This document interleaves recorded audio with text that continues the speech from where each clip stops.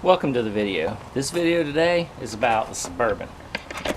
I'm gonna fix some of the issues with it, alternator, back shock, and then we're gonna measure for the drop spindles to get it down a little bit lower. We're probably gonna clean it up too, because the thing is super dirty. I mean, there is cobwebs on this thing because it's been sitting so long. And we got to get it going again because we're getting ready to go to some shows here in a little while, so we've got to get this thing back on point. I'm going to show you one of the issues with the alternator. Let me get it started, warmed up, and I'll show you the issue. Alright, so here's the issue. Right now, we're pushing, 14 volts like it's supposed to through the alternator. Runs good. As soon as you turn something on, and we're going to turn just the first air conditioner, not the second for the back, automatically drops. Now if I turn the back air conditioner on, it drops even lower. And since it's on an airbag suspension, if I turn the compressors on, it's bad.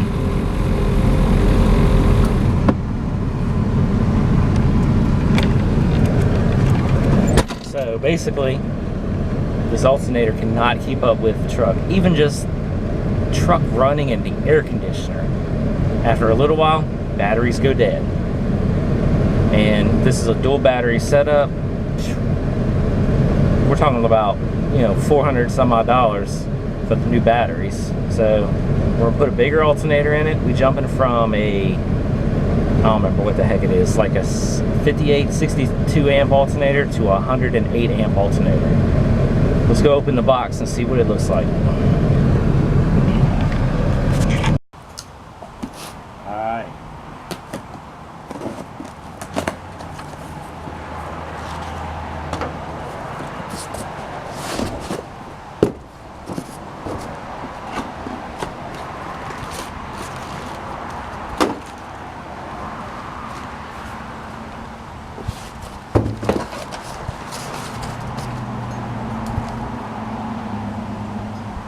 Cool. And it's nice and shiny compared to the other one. Alright. Let's compare it and see if they fit and they look alike. Hopefully it does. Alright, so alternators are a little different, but they basically bolt up almost the same. So you got the big bracket here, and at the bottom of this one, it's also the big for the big bolt, the pivot point, and then small piece, which it bolts to right here, no issue. Only thing is the terminal, the power terminal, is on the bottom of this one, and it's on the top of the original one. But the wire's long enough. Shouldn't be an issue with the wire reaching to the new position of the alternator.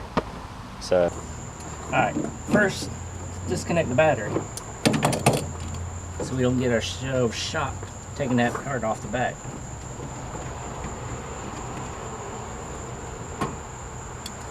There goes that. Alright. Alright.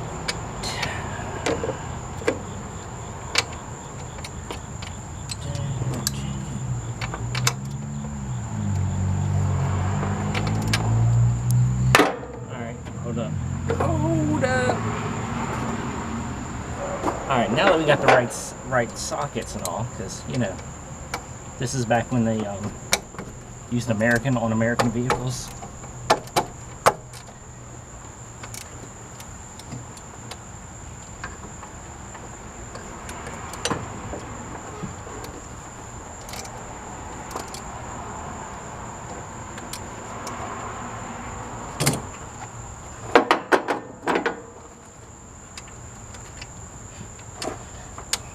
Of course, there's the nut and bolt, 1/2 inch.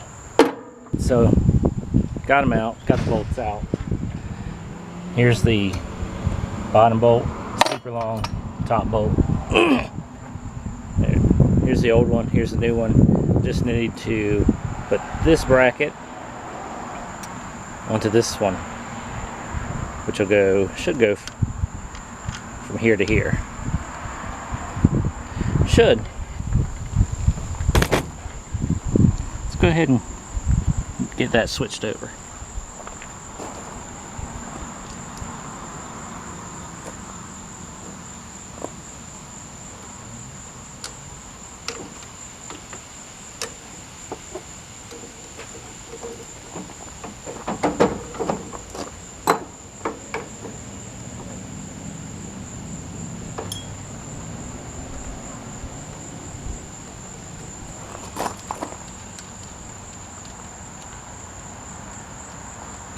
Hopefully this all lines up.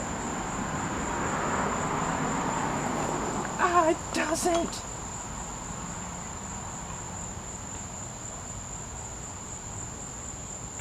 I'm so bummed.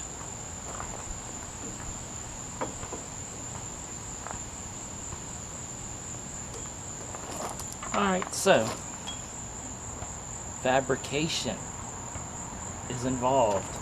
I'm putting this in.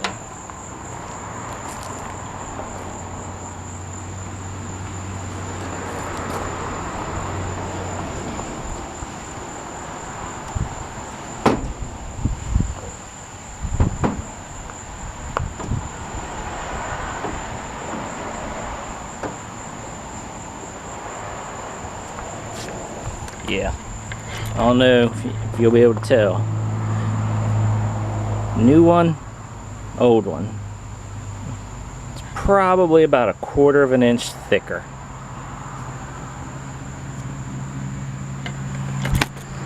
It's alright, we'll figure this out some way. Alright, so got the bottom of the alternator in, went to put the top in, totally doesn't fit. Rock Auto lied to me, saying, oh, this will fit, no issues, you know, you order it, it'll fit perfect. Well, first of all, the bracket's too big on the bottom because it's too damn, the alternator is a lot fatter. And then the bolt hole doesn't line up with this. It's a 1/2 inch too tall. Fan blade hits the bracket. So now I gotta figure out what to do, because I have no clue what I gotta do to make this fit. So take a break, go in and Google it, see if I can find anything or anybody that's done this. I might have to modify the top bracket. I mean, shit, this truck's modified already, so what's a little cutting of a bracket? Alright, be back to you in a minute. Alright, so thought about it last night, figured out what I'm going to do. So I'm going to go ahead, cut the bracket, modify it, weld it back up, so there's plenty of room. So here's what I'm going to do, is I'm going to cut it right here along the front, and then basically bend this whole thing up about 1/2 inch, and then weld it back in. You know, brace it back up, get metal in the back, weld it back up. So cut it, bend it, and weld it.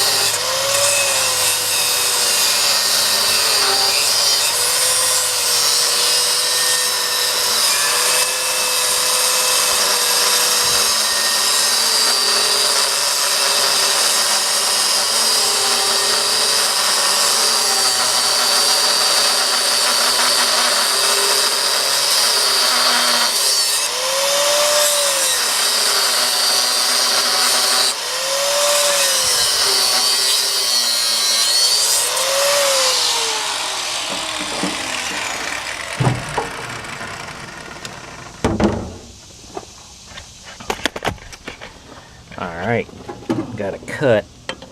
Now we can get it bent up a little bit. We should be good.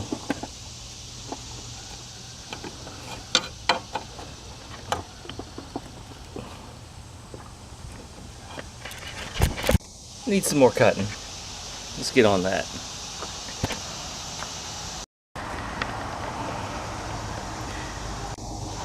Alright, so I got it cut.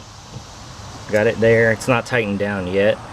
But next is to make a piece of filler metal that can go in there. It'll be at an angle like that. So that way a little more sturdy, can hold it in good.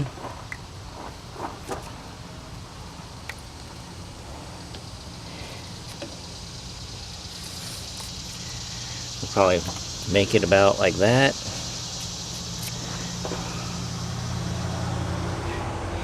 Get this piece cut, add a piece of metal, and then lay it in there. Should be good to go. Alright, so we got it all on there.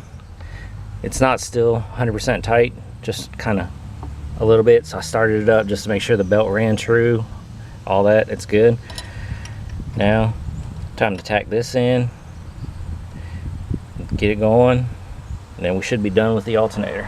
We can move to the next piece. Alright, so we got it all welded in. Got the belt on, got everything nice and tight. Belt's got no flex, so we should be good to go. Let's fire this up, see if it works better than the old one. Man, it is hot out here. It's ridiculous to be working on this in the heat like this, but gotta get it done. Got a show less than a month, so gotta get this thing ready. Alright. So there it is. It's above into the 14 volts like it's supposed to. Turn the air conditioner on. It drops, but then it goes right back up, just like it should be. So that's good. Alright, now let's see about the compressors, firing up the compressors with it.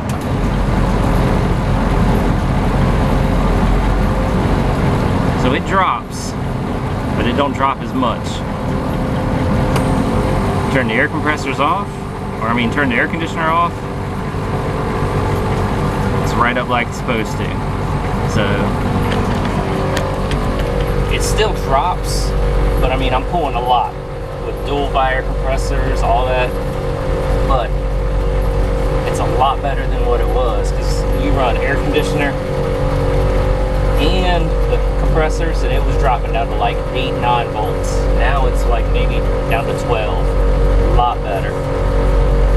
Alright, so now let's get this thing pumped up, then we can get underneath the rear end, start looking at the shock mount and trying to get this thing back on the road.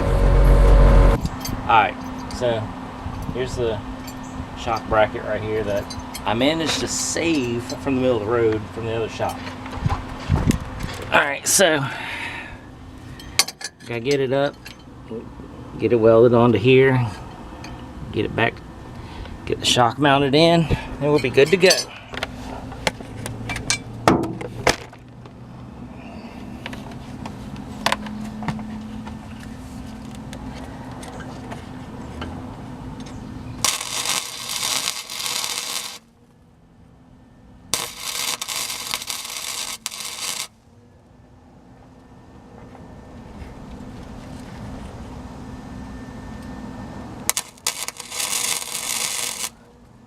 Ow, that's hot.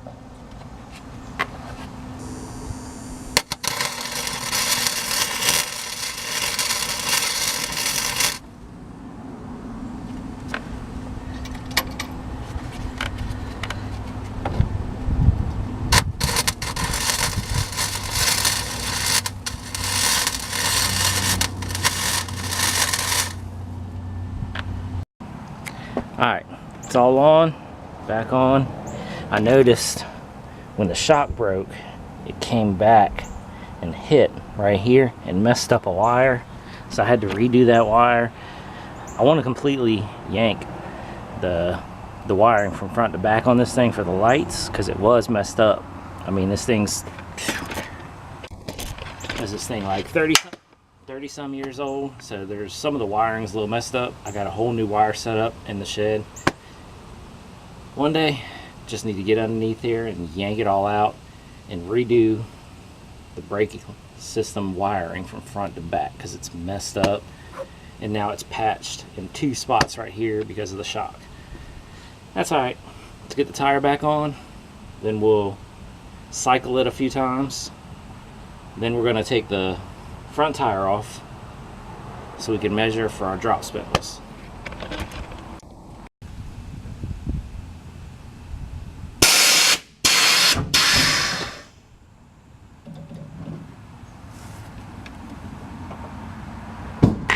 Now we get the front to look like that, be on point.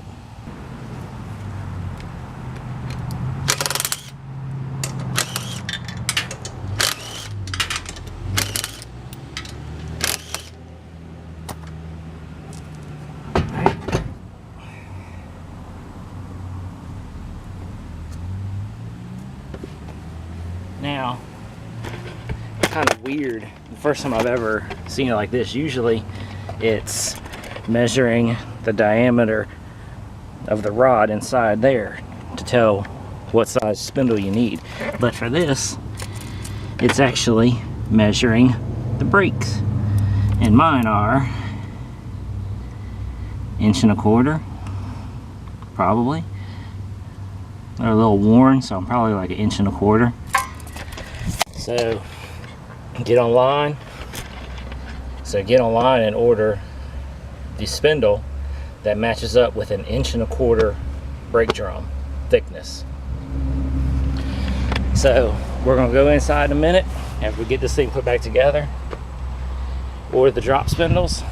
Then the next video that we're gonna be putting out on this will be installing the drop spindles and then going over it and making sure it's good for the road again, because it's been sitting for probably 2 months. So we're gonna get it back on the road, nut and bolt everything on the suspension, get it out on the road, and let's ride. Catch you in the next video.